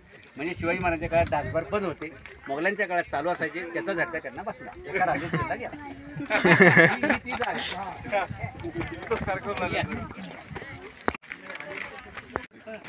काय बाजीवडी माहिती थोडी सांगा. क्लाइंब याच्यावरती आहे ना, काही काळापूर्वी चित्र होतं गोरफडीचं दगडाचं. ते आता वन विभागाचं ऑफिस आहे मेडिसिन, त्याच्यामध्ये आहे. तर याला काय संरक्षण नसल्यामुळे ते तिथं आहे. आता त्याच्यानंतर या मागच्या 4-8 वर्षामध्ये गोरफड नसून गोरफडे बंद होते. असं एक हे आलं. त्याच्या आधी घोरपडत ते होते आम्हीच शोधले 2008ला मालिकेत दाखवलं आम्ही. त्याच्यानंतर ते घोरपडे बंधूच मग आता ह्याचे काही संरक्षण नसल्यामुळे इथं नाही येते. आता त्याचे झाले 2 मतप्रवाह वेगवेगळे. आता काहींचं म्हणणं घोरपड होती, काही घोरपडे बंधू. आता आम्हाला असे लोक भेटतात. काही लोकांना सांगायला लागेल तिकडनं येतात ते इथं हे असे तेच सांगत असतात त्यांच्या लोकांना की घोरपडीचं स्मारक. बरं ठीक आहे चला. बेसमेंट ऑफ द कॅनॉन तोफेचा बेस ठेवण्याची जागा आहे. आणि ही उंचावर तोफ ठेवल्यानंतर काय होतं की अशा बसवली जाते की ती अशी चार तरफ फिरलं मूव करता येऊन अटॅक करता. This is highest point. This is a cannon place. जिथे तुम्हाला गोल बुरुज दिसेल तिथे तुम्हाला असा चौथरा दिसला की समजायचं आता काय प्रत्येक बुरुजावरती घोरपडी ते काय. तर हे तोफेचा बेस ठेवण्यासाठीचं हे असते. कारण तोफ उडवल्यानंतर ती पाठी खेचली जाते, बॅकफायर होते. तर त्यासाठी असा चौथरा त्याच्या ते 2 बाजूला 2 चाकं असतात की चाकांमुळे काय होतं की ती मोबिलिटी मिळते आणि गोळा पुढे गेला की तोफ मागे ढकलली जाते. तर त्याला 2 बाजूला 2 पाईप असतात किंवा खांब असतात. त्याला चेन बांधलेली असते की तोफ जरी मागे गेली तरी तेवढ्या 1 फुटापर्यंत मागे जाऊन परत बेसला येते. That's why it requires strong base. तर हा बेस तोफेचा असतो. आणि इथून खाली तुम्हाला नजर टाकता येत नाही. अशा ठिकाणून मराठीवर आले असेल तर मराठी किती डेंजर होते तुमच्या लक्षात आलं असेल. बरोबर. आता राहिला प्रश्न घोरपडीचा. त्यामध्ये त्याचे 2 प्रवाह झालेत. ॲक्च्युअली कसं आहे याच किल्ल्यावरती विजापूरच्या आदिलशहाला एकदा किल्ला पाहिजे होता. त्यांनी काही लोकांना सांगितलं की मला हा किल्ला पाहिजे. पण वर यायचं कसा असा प्रश्न तयार होता. तर त्या काळामध्ये मराठ्यांकडे काही स्पेशल ट्रूप्स होत्या आघाडीच्या ज्या अशा किल्ल्यावरती क्लाइंब करून वर यायच्या. आणि तसा तो मावळा रॅपलिंग करून वर आला. रात्रीचेच ते आंध्रात ते युद्ध झालं. ते जिंकलं गेलं. त्या मावळ्यामुळे तो किल्ला जिंकता आला हे आदिलशहाला कळालं. त्यांनी दरबार भरवला आणि कोण येतो ज्याच्यामुळे किल्ला मिळाला त्याला बोलवलं. त्याचा दरबारात सगळी माहिती घेतली आणि त्यांचा जो हे होता ही बातमी सगळी सांगणारा तिथला दरबारातला. तर त्यांनी सांगितलं की ये आदमी घोरपड के जैसा ऊपर गया और इसके वजह से हमको किला मिला. तो आदिलशाह म्हणला बहुत बढ़िया, आज से इसका नाम घोरपडा बहादर. मूळ त्या माणसाचं नाव भोसले पण तो घोरपडीसारखा वर आला तेव्हा त्याला पदवी मिळाली घोरपडा बहादर. म्हणजे घोरपडीसारखं जाऊन बहादरा तो किल्ला लढवला, जिंकला. म्हणून त्याचं नाव भोसलेचं आडनाव पडलं घोरपडे. घोरपडे आणि भोसले हे एकच कुळ आहे. तेव्हापासून जगात घोरपडे आडनाव आलं. त्याच्यापूर्वी नव्हतं. घोरपड हा प्राणी डोमेस्टिक होऊ शकत नाही. तो तुमची ऑर्डर घेऊ शकत नाही. त्यामुळे घोरपड अशी एवढ्या खालून वर येणार आणि तुम्ही म्हणताल तिथं थांबणार आणि त्याला माणसाला टाकणार हे सगळं काल्पनिक गोष्टी आहेत. ते सगळं भालजी पेंढारकरांच्या मिस्टेक आहेत की त्यांनी अशी घोरपड दाखवली. तानाजी मावशी तिला रस्सी बांधतोय, तिला कुंकू बिंकू हळद लावतोय. अरे असं नसतंय मित्रांनो. घोरपड हा प्राणी जरी कड्यात चढणारा असला तरी तो डोमिसाईल नाही. तो ऑर्डर पाळणारा नाही. तो जागेवरच थांबला किंवा वरच गेला नाही किंवा भलतीकडेच गेला तर तुम्ही रात्रभर काय गोट्या खेळणार आहे का. मराठी असे काही एवढा त्यांच्याकडे टाइम नव्हता की घोरपड पेपर आणून ते टाइमपास करायचे. ओके. आजपर्यंत घोरपड कोणालाही पाळीव प्राणी म्हणून करता आलेला नाही. तुम्हाला म्युझियम मध्ये मगर दिसेल आलं लक्षात. त्याच्यामुळे घोरपडीच्या साह्याने मराठीवर आले आणि सिंहगड जिंकला ही गोष्ट खोटी असून घोरपडे नावाचा एक माणसाने वर आलता म्हणून तो तसा ती पदवी मिळाली. तिथून ते तसा तो त्या काळचे इतिहासाचे कागदपत्रांच्या कमतरतेमुळे तसा तो भास निर्माण झाला. त्यातून ते सगळं दंतकथा तयार झाली. पण भविष्यामध्ये मात्र याच जागेवरनं तानाजी मालुसरेंची आघाडीची तुकडी तसंच रॅपलिंग करून वर आली. ओके. म्हणून सिंहगड जिंकता आला. ती ही जागा दोंजेचा कडा म्हणा किंवा तानाजी कडा म्हणा. बरोबर का. ओके. हे बघा हे डोंजे कडा किंवा तानाजी कडा इथून तानाजी मालुसरे आणि त्यांची तुकडी वर आली. आता आपण नामदेवराव जाधव सरांकडून माहिती ऐकलीच. किती मीटर तिथून त्या हवा पॉईंट पासून तानाजी गाड्यापर्यंत हा पुढचा बोर्ड दिसतोय. म्हणजे फोटो काढण्यापुरतं पुरेसे 50 रुपये. येस. कोणाकोणा गोड्या बसायचं. आता फोटो काढतो याच्यात. नाहीये. फक्त जर इमर्जन्सी काय मेसेज असेल इकडून तिकडे जाण्यासाठी वगैरे त्याला म्हणतात गंज. आणि जी लढाई झाली ती फेब्रुवारीमध्ये झालेली आहे. बरोबर. मला वाटतं काहीतरी 7 फेब्रुवारी अशी काहीतरी तारीख आहे. 4 फेब्रुवारी 1670ची तारीख आहे. बरोबर. म्हणजे फेब्रुवारीमध्ये हे गवत आहे. आता आपण कधी आहोत जानेवारीत ना. म्हणजे हे गवत अजून वाळलेलं असणार आहे. मग त्याच्या त्या पेंढ्या बनवून त्याचे एक असं ढीग तयार केला जातो, त्याला गंज म्हणतात. आणि म्हणून शिवाजी महाराजांनी सांगितलं की गड जिंकल्याबरोबर मला सिग्नल द्या. कसा? तर गवताच्या गंजी ऑलरेडी तिथं तयार असणार आहेत. कारण पूर्वी शिवाजी महाराजांचा किल्ला ताब्यात होता. या सिंहगडावरती एवढं गवत उपलब्ध असतंय, हे खाली न्यायचं नसतंय, हे वर्षभर पुरवायचे. जर समजा घोड्यांना चारून शिल्लक राहिलंच पावसाळ्यापर्यंत, तर त्याचा रात्री शेकोटीसाठी, चूल पेटवण्यासाठी अनेक उपयोग आहेत. मग शिवाजी महाराजांनी आणखी एक उपयोग केला की एवढ्या लांबून जर आपल्याला सिग्नल पाहिजे की एक्झॅक्टली काय झालं, कारण तो गड जिंकणं शिवाजी महाराजांसाठी खूप महत्त्वाचं होतं. आणि म्हणून शिवाजी महाराजांना खूप उत्सुकता होती की गड जे काय झाले ते मला अपडेट पाहिजे. जसं आपण लाईव्ह बघतो की नाही, तर शिवाजी महाराजांनी ते लाईव्ह सांगितलेलं की किल्ला जिंकल्याबरोबर मला मेसेज मिळाला पाहिजे. तर पहिला मेसेज क्लिअर मिळाला की जसं इथं गवताच्या गंजी दिसल्या पेटलेल्या, आता गवताची गंज काय आहे ती उंचावर असणार आहे. आता समजा इकडे खड्ड्यात गंज पेटवली, शिवाजी महाराज दिसेल का? मग महाराजांनी काय सांगितलं असेल? उंचीच्या ही हायेस्ट पॉईंट जिथं असेल तिथली गंज पेटवा म्हणजे आम्हाला दिसेल. आता 22 किलोमीटरवरती रात्रीच्या अंधारात एवढा मोठा जाळ स्पष्ट दिसणार. आणि म्हणून शिवाजी महाराज तिथला जो हायेस्ट पॉईंट आहे बाले किल्ला राजगडचा, तिथे बसून जिजाऊन ते दोघं वाट बघत होते. ती जागा पण आपण राजगडला गेल्यावर दाखवू की जिथून हे दिसतं. ते उन्हाळ्यात आपण एप्रिलमध्ये गेले ना, क्लिअरली सिंहगड आपल्याला दिसतो. ओके, तर हे गवत उपलब्ध होतं, म्हणून उपलब्ध साधनाच्या आधारे मला सिग्नल द्या, म्हणून ते गवताच्या गंजी पेटवा.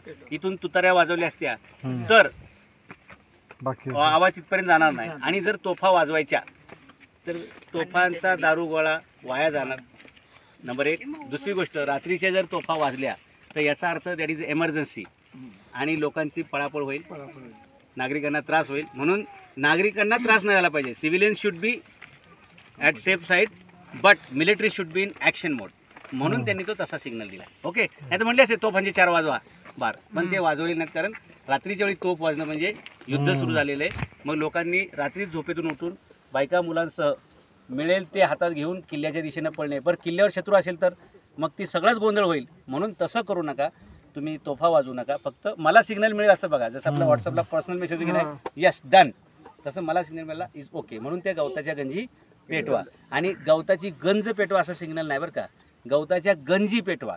म्हणजे बाय मिस्टेक जर तुम्ही पेटवली आणि मध्येच विजली मला दिसली नाही, तर he has taken a more chances की 2 पेटवा, 3 पेटवा, 4 पेटवा, कदाचित असतील तेवढ्या सगळ्या पेटवा, जेणेकरून ते फ्लेम पटकन दिसतील. जसं आता परवा कुणीतरी गंज पेटवली 3 दिवसापूर्वी कॅलिफोर्नियामध्ये. ती सगळी जागा 1-2 एकर सैनिकांना राहायला, तळ ठोकायला, त्याला मेट म्हणायचं. पुढं नका पुढं. कोणाची बंगले काढलेले तर दॅट इज कॉल्ड एज टाक. ओके, आता त्याची रचना अशी बघा की त्याच्यात ऊन पडणार नाही, कारण सूर्य जरी आला ना तरी त्याच्यात ऊन पडणार नाही. ए थांबा, तिथं आहेत आपण आतमध्ये पाहिजे जाऊन बघायची का पुढे पण भरपूर आहेत आपल्याला दाखवता येतील. ओके, तर याची रचना अशी असते की त्याच्यात पाणी साठेल वरून येऊन, परंतु सूर्यप्रकाश पडणार नाही. ज्या वस्तूवर सूर्यप्रकाश पडत नाही त्याच्यात किडे पडत नाहीत. आणि अलगी हे झालं पाण्याच्या बाबतीत. पण जी माणसं सूर्योदय व्हायच्या अगोदर उठत नाहीत त्यांच्या डोक्यात किडे पडल्याशिवाय राहत नाही. इथं वर्षभर प्रचंड पाणी मिळणार पिण्यासाठी. आता खाली गेलं तुम्हाला दाखवतो ते वर झाड दिसतंय ना हिरवगार. हा, चला खाली आपण पाणी बघूया. झाडं तोडण्यासाठी अर्ध तू तोड, अर्ध मी तोडतो. ते आहे बांधवर मारामारी करायची, आतलं शेत पडीत पाडायचं.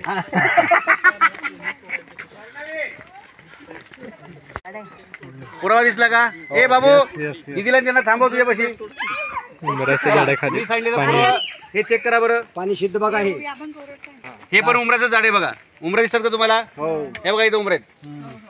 जिथे उंबर, वड, पिंपळ यापैकी एक झाड असेल तिथं डेफिनेटली पाण्याचा सोर्स वर्षभर राहतो. म्हणून आपल्या संस्कृतीमध्ये, धर्मामध्ये वड, पिंपळ, उंबराची झाडं लावा, पण आयुष्यात तोडू नका असा संदेश येतो. ते देवावर उपकार नाही, स्वतःवरती उपकार आहेत. पूर्व सूर्य असाच येणार आहे, थोडाफारच याच्यावरती ऊन पडेल, पण तोपर्यंत हे पाणी आटून आतमध्ये गेलेलं असेल.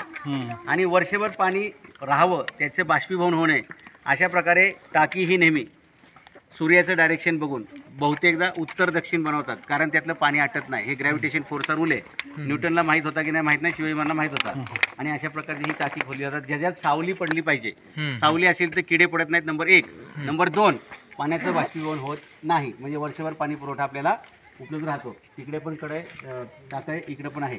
याला मध्ये भिंत आहे बघा, अशी प्रत्येकाला भिंत आहे. याचं कारण काय? जर समजा एखाद्या चुकीच्या माणसाकडून मूर्ख माणसाकडून ह्याच्यात काही विष पडलं, ते पाणी कंटॅमिनेट झालं, खराब झालं, तर ते मग वापरासाठी घ्यायचं, पिण्यासाठी नाही. Otherwise this is only drinking water source. गडावरती असं तंदुरुस्ती की रक्षा करता हे लाईफ असं घासून पुसून आंघोळ हे नाही. पूर्वीच्या काळी लोकांना महिना आंघोळ करायची गरज पडत नव्हती, कारण क्लायमेट शुद्ध होतं. ओके, घाम येण्याचे चान्सेस खूप कमी, आणि आले तरी ते लगेच ड्राय व्हायचा. आज आपल्याला जे रोज शॅम्पू आणि साबण लावायला जाहिराती सांगितल्या त्या याच्यामुळे की आता वातावरण प्रदूषित आहे आणि उलट त्यांनी कॅन्सर होतात. जेवढे तुम्ही सुगंधित वस्तू वापरणार तेवढंच तुम्ही कॅन्सरच्या जवळ लवकर जाणार. हे सायंटिफिकली उद्यापासून निर्णय घ्या. साबण किती वापरायचा, शॅम्पू आपण आठवड्यातून एकदा शॅम्पू वापरला तरी चालतो आणि आठवड्यातून एकदा साबण लावला तरी चालतो. डेली लावल्याने काय फायदा होतो हे सिद्ध करून दाखवा. 1 लाख रुपये बक्षीस. उलट स्किनचे आणि कारण त्यात फक्त TFM आहे. साबण लावायचं असेल ना तर तुम्ही दिवाळीला आपण जे करतो ना उठणं लावणे, ते लावून बघा तुमची स्किन किती सुधारते आणि किती छान वाटतं. म्हणून महिन्यातून एकदा मग उठणं लावा ना. लाडक्या बहिणींनी हे सगळं लक्षात घ्यावं आणि भावांना भाऊभाऊजी म्हणून दर महिन्याला उठणं पाठवावं. उठणं याचा अर्थ दुसरा पण आहे बरं का, की सकाळी लवकर उठणं. 12 वाजता उठला आणि मी उठणं लावणं करतोय, शक्य नाही. हम लोग तयारी सुनने के लिए. यस. हां, शिवाजी महाराजांच्या नंतर स्वराज्याचे दुसरे छत्रपती झाले संभाजी महाराज. संभाजी महाराज 11 मार्च 1689ला पकडले गेल्यानंतर त्यांच्या बलिदानानंतर मराठा साम्राज्याचे तिसरे छत्रपती म्हणून राजाराम महाराज गादीवरती आले.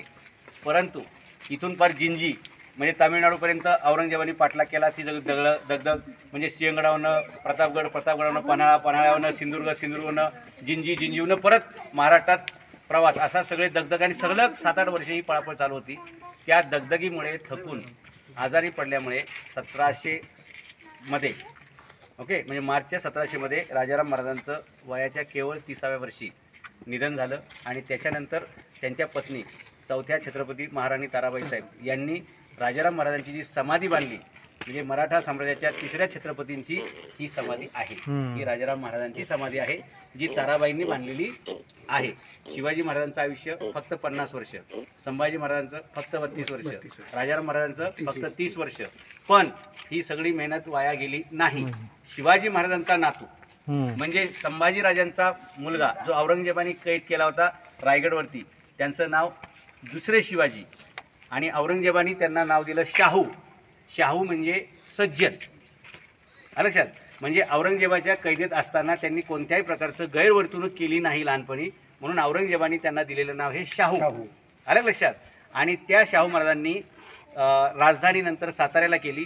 39 वर्ष अख्ख्या भारतावर राज्य करण्याचं मराठा साम्राज्य आणि सम्राट म्हणून जर कोणाला मान मिळाला तर तो शाहू महाराजांना मिळाला. आणि या शाहू महाराजांचा सेनापती म्हणजे पेशवा बाजीराव. आलं लक्षात. मोगलांचे जे 23 सुबे होते, म्हणजे काबूल कंधारपासून ते मालवा आणि तुमचा गुजरात खानदेशपासून ते खाली बंगाल, बिहार, ओरिसा, हे सगळेच्या सगळे प्रदेश नंतर मराठ्यांच्या ताब्यात आले.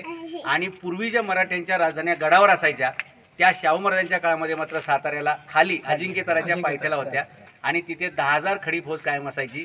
या देशातला एकही राजा त्यावेळी मराठा साम्राज्यावर आक्रमण करण्याच्या परिस्थितीत नसल्यामुळे 39 वर्षात एकाही शत्रूंनी साताऱ्यावरती आक्रमण केलेलं नाही. मला सांगायचं एवढं की शिवाजी महाराजांनी जे रोपटं लावलं त्याचं संरक्षण करायचं काम संभाजी महाराजांनी केलं, त्याला आणखी वाढवायचं काम राजाराम महाराजांनी केलं. ॲक्च्युली तो वटवर्षी जो फोपावला तो औरंगजेबाच्या निधनानंतर ज्यावेळी शाहू महाराजांना कैदेतून सुटका झाली 1707 शाहू महाराज महाराष्ट्रामध्ये आले दिल्लीहून. मग त्यावेळी मराठ्यांमध्ये 2 गट पडायची वेळ आली, कारण इकडे राजाराम महाराजांची पत्नी ताराबाई आणि तिकडे संभाजी महाराजांचा ओरिजिनल मुलगा शाहू. आता ह्या दोन्ही फौजा समोर यायची वेळ आली की राज्य नक्की कोणी करायचं, छत्रपती कोण असणार आहे. तर त्यावेळी एक मोठा किस्सा घडला की ताराबाईंचे त्यावेळी सेनापती होते धनाजीराव जाधव. तर ताराबाईंनी त्यावेळी सांगितलं की हा शाहू म्हणून कोणतरी दिल्लीहून औरंगजेबाच्या मृत्यूनंतर आला आहे, तो खरा शाहू नाही, अशा प्रकारची त्यावेळी चर्चा झाली किंवा काही लोकांनी अफवा उठवली. तर हा जो आलेला आहे तो खरा शाहू आहे का याची खातरजमा करा असं सरसेनापती धनाजी जाधवांना सांगितलं. सैन्य घेऊन जा आणि जर खरा नसेल तर लगेच पारिपत्य करून टाका. आणि शाहू महाराजांनी लहानपणी म्हणजे ज्यावेळी संभाजी महाराजांची कैद झाली त्यावेळी शाहू महाराज ज्यावेळी बाल होते त्यावेळी रायगडाच्या वाघ दरव्यातून डोलीमध्ये बसून त्यांना खाली उतरवायचं काम स्वतःच्या हाताने ज्यांनी केलं ते धनाजी जाधव, संताजी घोरपडे. त्यामुळे बालशाहू कसे दिसतात, तरुण वयात कसे असतील, 20 वर्षानंतर कसे दिसतील, कारण 1689 म्हणजे 90 ते 2000 पुढचे 1707 म्हणजे 1690 ते 1707 किती वर्ष झाली? 17-18 वर्षानंतर जेव्हा आपण एखाद्या लहान मुलाला बघतो वाढलेलं, तर कोण ओळखू शकतं? ज्यांनी लहानपणी ओळखले. धनाजी जाधव भेटायला गेले खरा शाहू खोटा शाहू हे बघायला, आणि त्यांना ती सगळी लक्षणं दिसली की हा खरोखर शिवाजी महाराजांचा नातू संभाजी महाराजांचा मुलगा आहे. त्यांनी तिथे त्यांना मुजरा घातला आणि म्हणले मी आजपासून तुमच्यासोबत, कारण तुम्ही दौलतीचे खरे वारसदार, एवढे वर्ष तुम्ही कैदेत काढलेली आणि एवढा मोठा अन्याय तुम्ही सहन केलेला आहे. म्हणजे सेनापती होते ताराबाईंचे, एका दिवसात ते शाहूंचे सेनापती झाले. ताराबाईंना मेसेज दिला की राणीसाहेब हा खरा वारसदार आहे, आपण आपसात युद्ध करायला नाही पाहिजे. मग त्या दोन्ही फौजा ज्या समोर आल्या त्या युद्धाला, त्या धनाजी जाधवांनी वारणेच्या नदीच्या किनारी दोघांना उभं केलं आणि सांगितलं की तुम्ही आपसात भांडण्यापेक्षा, कारण ही दौलत जी शिवाजी महाराजांनी उभी केली त्याचा काहीतरी मोठा उदात्त येत होता, भाऊबंदकीच्या चक्करमध्ये संपवायचं नाही, ते राज्य राहिलं पाहिजे. दोघांचं वाटप करून दिलं धनाजी जाधवांनी. त्याला म्हणतात वारणेचा तह. वारणेच्या पलीकडे कोल्हापूरची गादी आणि वारणेच्या अलीकडे सातारची गादी, हे असं सगळं वाटप केलं आणि स्वराज्य त्यावेळी रक्षण करण्याचं मोठं काम धनाजी जाधवांनी केलं. आणि भविष्यात या दोन भावांमध्ये किंवा दोन गाद्यांमध्ये भांडण होऊ नये म्हणून स्वतः धनाजी जाधव तिथे पेठ वडगाव म्हणून गाव आहे, कोल्हापूरपासून आपण आलो अलीकडे 30-40 किलोमीटर, तिथं पेठ वडगाव आहे. तिथं धनाजी जाधव सैन्यासह राहायचे. म्हणजे तंटामुक्ती स्वराज्याचं कोण करत होतं? तर धनाजी जाधव. तर ज्या काळामध्ये हे सगळं झालं त्याच्यामुळे शांतता पुढे गेली आणि स्वराज्य विस्तारत गेलं. तर त्या धामधुमीच्या काळात राजाराम महाराजांचे निधन झालं. त्यांची ही समाधी सिंहगडावर येणाऱ्या जवळपास 90% लोकांना हे माहीत नसतं की हे ह्याला त्यांना वाटतं मंदिर वगैरे आहे, तर ही राजाराम महाराजांची समाधी आहे. समोर पण एक त्यांनी बोर्ड लावला मध्ये परत ते विमानतळावरती बरं का हेलिकॉप्टरमध्ये बसायला, तर ते हेलिकॉप्टर जिथं उडणार ना तिथे सगळे पत्रकार की तुम्ही अचानक आले, क्या मामला आहे, म्हणजे राजनीतिक आहे का काय वगैरे. ते म्हणले काही नाही, माझ्याकडून एक चूक झाली आणि त्या चुकीनुसार अकाल तख्त ने निर्णय दिला कि आपको सजा फरमाई जाती है कि आप हुजूर साहिब नांदेड जाके उधर बर्तन मांजने का, तिथे जाऊन तुम्ही भांडी घासायची आहेत. तर एक प्राईम मिनिस्टर आपल्या धर्माची सांगितलेली शिक्षा, म्हणजे अकाल तख्त म्हणजे शीख धर्मामध्ये कोर्ट ऑफ जजमेंट आहे की वो जो फैसला करेंगे वो आखरी फैसला. तर त्यांनी सांगितलं की, आणि एक छोटी चूक होती बरं का, आणि त्यासाठी सुद्धा मनमोहन सिंग आणि ते ज्यावेळी सुनावणीला गेले ना त्या अकाली तख्त समोर, तर त्यावेळी लोकांनी त्यांना विचारलं की आप एक प्राइम मिनिस्टर है, आप एक देश के प्रधानमंत्री है, आपको ये करने की जरूरत क्या है. तर त्यावेळी आपल्याला अभिमान वाटला पाहिजे. त्यावेळी मनमोहन सिंगांनी सांगितलं की मैं देश का प्राइम मिनिस्टर बाद में हूँ, लेकिन मैं पहले गुरु गोविंद सिंग का चेला हूँ. ज्ञानी जयसिंगला पण झाली. येस, हां बरोबर. तर ते अकाल तख्तने ती शिक्षा सुनावल्यानंतर मग ते हुजूर साहेब नांदेडला आलते आणि त्यांना जी काही शिक्षा असेल, म्हणजे हुजूर साहेब किंवा अकाल तख्त शिक्षा देताना ती एक हे असते, एक प्रतिकात्मक शिक्षा असते. ॲक्च्युली ती तशी पनिशमेंट नाही की जसं फासावर लटकवणार किंवा, कारण तो आपला धर्माचा एक भाग आहे ना. तर पेनल्टी काय असते की तुम्ही बाहेर बसून बूट पॉलिश करायची, सेवा करा, बूट उचला किंवा हे करा. बादलांना झालेला ना, आता प्रकाश सिंग बादलला आता दिली होती. मी जेव्हा नांदेडला गेलतो तर तिथे आमच्या काही मित्रांनी एका मोठ्या तिथल्या 1-1.5-2 हजार कोटीच्या उद्योजकाची ओळख करून दिली. तर ॲक्च्युली तो काय करतो माहिती आहे का, त्या जिथं चपला घेतात ना त्या सगळ्या चपला घ्यायच्या, त्याला फडकं मारायचं आणि त्या ठेवून द्यायच्या.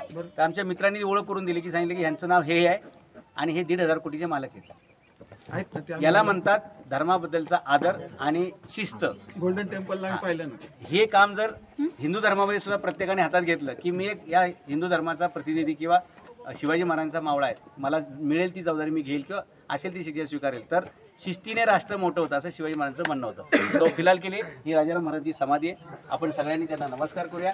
त्यांनी या स्वराज्यासाठी बलिदान केलेले आहे, त्यांचं कायम आपण ऋणी राहूया आणि स्वराज्याचा हा त्यागाचा बलिदानाचा वारसा आपण पुढे चालवत राहूया. ओके.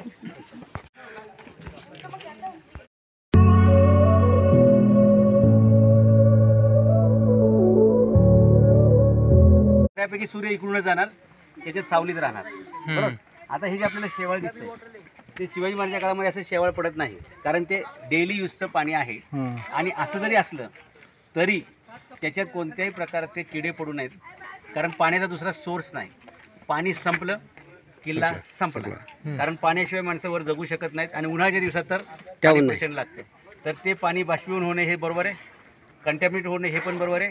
त्या पाण्यामध्ये कोणत्याही प्रकारचे किडे पडू नयेत म्हणून सोपं काम त्यावेळी केलं जायचं.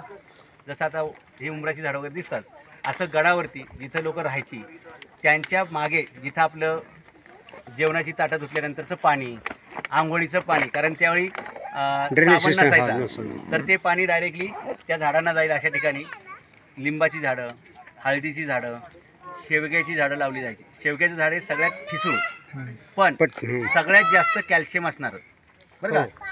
ज्याला असं वाटतं की डॉक्टर सांगतो तुमची हाडं दुखतायत, कुरकुर करतायत, त्यांनी दिवसातून म्हणजे आठवड्यातून 2-3 वेळा शेवग्याची भाजी खायला काय हरकत नाही.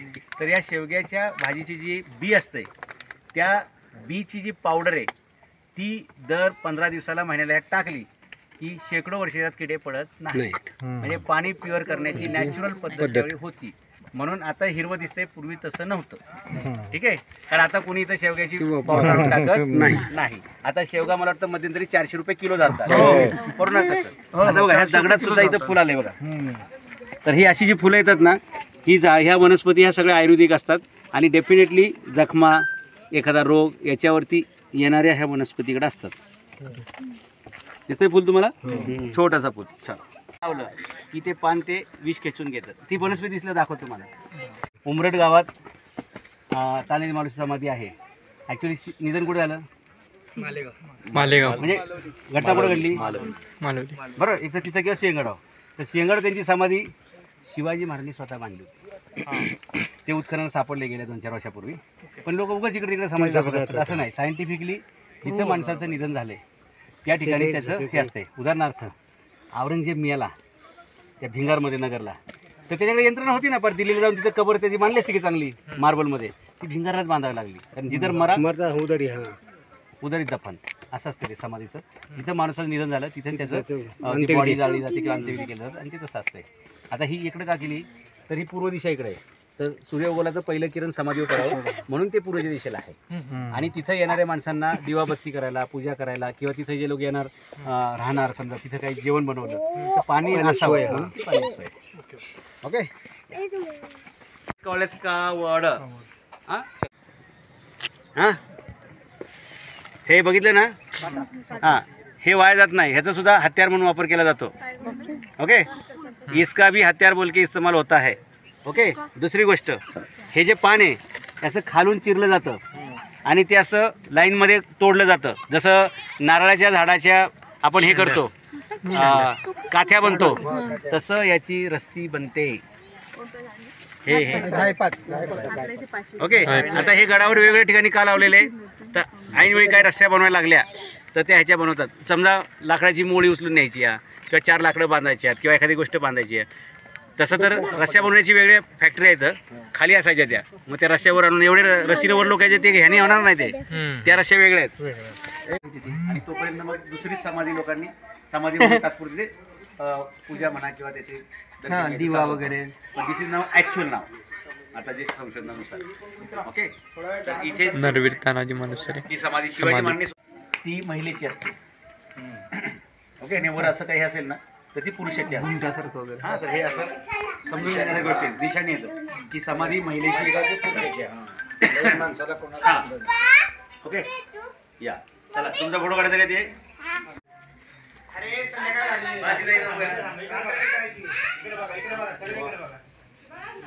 मोबाईल ठेवून चालावं लागेल आपल्याला 2 किलोमीटर. वो देखेंगे बात, वो भी एक बिल लेंगे. ए खाली वाला चल खाली जा. हां पाठचं दिसलं पाहिजे समाधी दिसली पाहिजे. काका इकडे आहे थोडं, तुम्ही या साईडला आहे थोडं. ओके. हे बस ना लवकर. इकडे छत्रपती शिवाजी महाराज जय. याला हे म्हणतात बुर्ज वगैरे टाईपचं असते, त्याला गुर्ज म्हणतात. गुर्ज म्हणजे समोरच्या माणसाच्या हातामध्ये जर ढाल असेल तर ती ढाल तोडून त्याचं डोकं फोडायचं. त्यासाठी त्यात रस्सीमध्ये तो पुढे बेल्ट आहे, त्या दगड ठेवायचा, असा गोल गोल फिरवायचा आणि त्या रस्सीचं जे स्पीड आहे ते स्पीड आणि खाली ग्रॅव्हिटेशन, स्पीड प्लस ग्रॅव्हिटेशन या 2 फोर्सवरती हे वेपन काम करतं. आणि त्या काळामध्ये नेम लावून आंबा सुद्धा पडायचे. एवढे एक्सपर्ट लोक शत्रूचं डोकं फोडणार नाही तर काय आश्चर्य वाटेल का. ओके. हां चलो. Okay. That is primary weapon. Shivaji महाराजांच्या काळामध्ये एक गोळी घातल्यानंतर ती दुसरी भरायला 5-10 मिनिटं जायची. ओके. त्याच्यामुळे हात घ्यायच्या लढाईमध्ये ते वापरलं जायचं नाही. जेव्हा लांब आहे, तुम्ही एखाद्या उंचीवर आहे आणि खालच्या माणसाला मारायचंय, उदाहरणार्थ घोडखिंडीमध्ये सिद्धी जोहरनी शेवटी ज्यावेळी मराठी खिंड सोडतच नाहीयेत हे लक्षात आल्यावर काही पलटण बंदूकधारी, त्याला बंदूकची म्हणायचे, ते वर उभे केले आणि त्यांनी तिथून गोळ्या घातल्यात. पण तोपर्यंत संध्याकाळ झाली आणि शिवाजी महाराज विशाळगडावर पोहोचले होते. तीरकामठा म्हणजे जो बांबूपासून बनवला जातो दॅट इज सिम्पल वेपन. परंतु जो धनुष्यबाण आहे तो शिवाजी महाराज जे बनवायचे ते वेताच्या काठीपासून बनवायचे. त्याला 100% फ्लेक्झिबिलिटी असायची आणि फुल स्पीडमध्ये तो जायचा. आणि जगातले एक अद्भुत वेपन असायचे, त्याचं एक काहीतरी मी डिटेल सांगेल. हां, नवीन पुस्तक येणार ते हातात दिसतंय ना, 2 हातात 2 असं बनलेलं दिस 2 वेपन्स असं आहे ना, दॅट इज कॉल्ड एज पट्टा.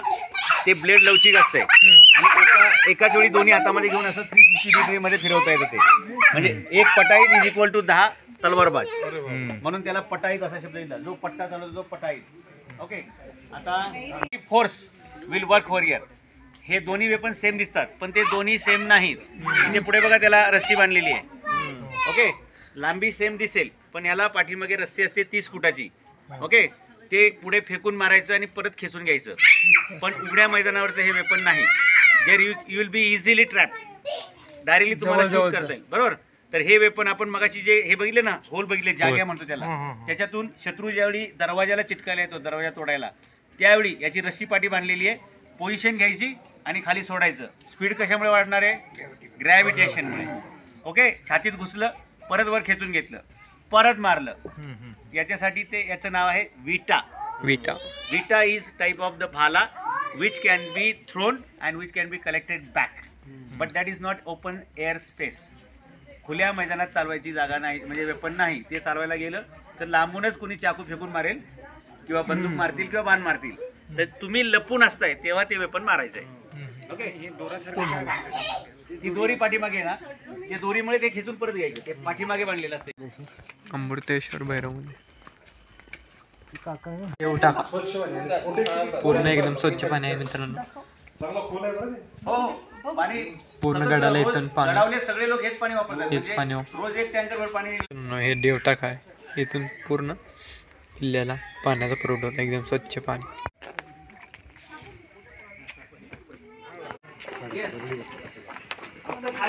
पुणे दरवाजा मित्रांनो बघा, चंद्राच्या प्रकाशामध्ये आता संध्याकाळचा ट्रेक चालू आहे. फुलचंद्र आलेला आहे.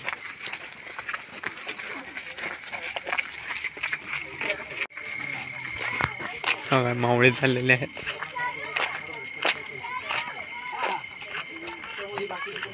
आमची सिंहगडची ट्रिप एकदम मस्त झाली.